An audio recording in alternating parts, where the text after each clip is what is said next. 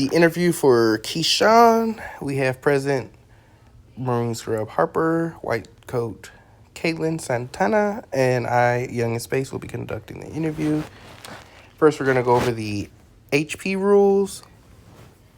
No firearm usage, 2 medics per desk and rank order.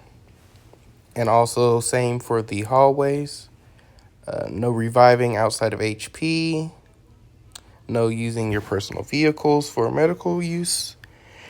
And make sure you do not go out the front door under any circumstances. Also, do not spawn the bus. Next, we will be covering the MD rules. MD1, refusal to provide medical assistance. In summary, like if someone's being all crazy and you don't want to give them assistance because they're being disrespectful and or they have their gun out, you can, but under any other reason, you must give them their medication. And failure to do so, the punishment is 1 reprimand. Like we mentioned earlier, no firearm usage under any circumstances unless it is a territory battle approved by a DCP or higher. Failure to comply is dismissal from the faction.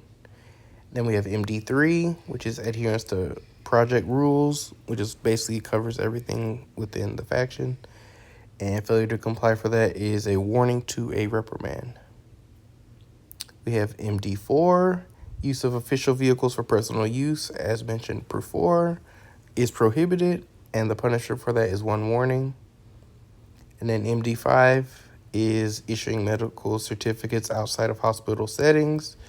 The punishment for that is 1 warning. MD6 is medical actions during dangerous situations. For example, if you're being shot at, you cannot go out there and respond. Your first goal is to take care of yourself and be safe. Failure to comply is 1 warning. Gang association, don't be riding around in cars, doing like crimes, theft, vandalism, etc. with gang members. Failure to comply is 1 reprimand to dismissal from the faction based on leadership. MD9 is non-compliance with orders. Basically, for example, being in the hallway, just standing around, not actually standing behind a desk or by the hallway. Failure to comply for that is 1 reprimand.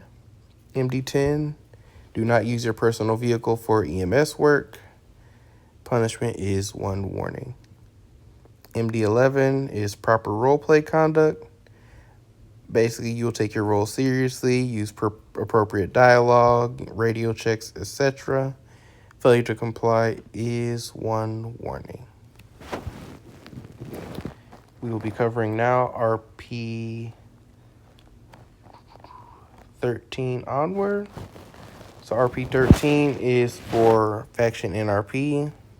Non-RP behavior within game factions, including unlawful release of prisoners or execution of civilians, is prohibited. Punishment is 30 minutes in jail to a 3-day ban. RP 14 is on sexual harassment. Basically, no racial slurs, no racial dialogue, no mistreating of people based on their color, of their skin, etc. Punishment for this is 60-minute mute to 24 hours to 30 days ban. RP 15 is disruption of faction operations. Basically, like we were talking about earlier, where gang members come in, they try to disrupt your work, they try to get in your face, they try to get you fired, trying to make you break character, break your RP rules. Punishment for that is 30 minutes in 1 state jail. And then for RP 16, criminal acts against emergency personnel, any criminal acts against medical personnel is prohibited. So punishment for that is 90 minutes in jail to a 12-hour ban. Now we'll be moving on to our interview questions. Can we start with Harper, please?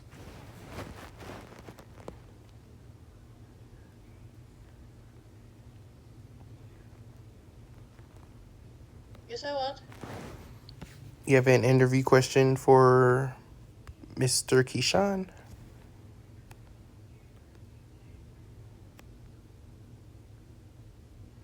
Okay. Um, Sean, if a patient walked to you with a weapon and say for medication, what would be your response? I would ask them to put the weapon away before I administer medication. So, my question to you is, what was your reason for deciding to be a medic? Like, what inspired you to join the medic faction?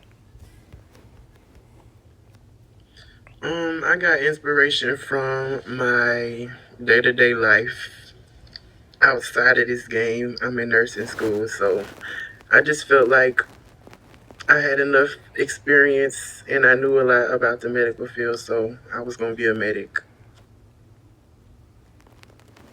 I like that answer. So, my other question to you would be, if you saw three people on the ground and you responded to a call, one is a police, one is a medic, and one's a gang member, who would you who would you resuscitate first and why? I would resusc- resuscitate the person that I responded to first. Whoever called me to the location is who I would prioritize.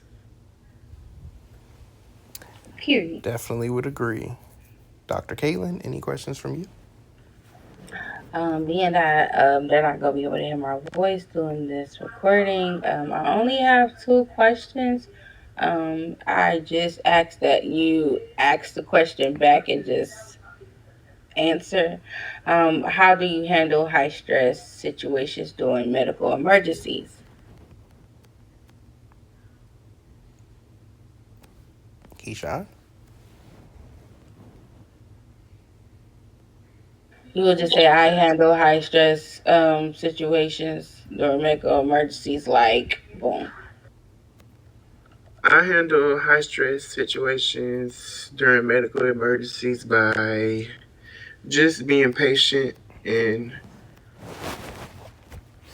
understanding the goal, you know, forecasting the future.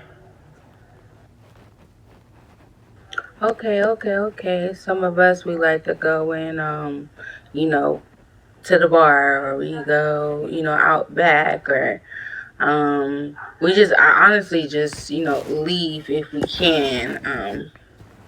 Yeah, Oh, like we yeah, leave. and taking a drive real quick.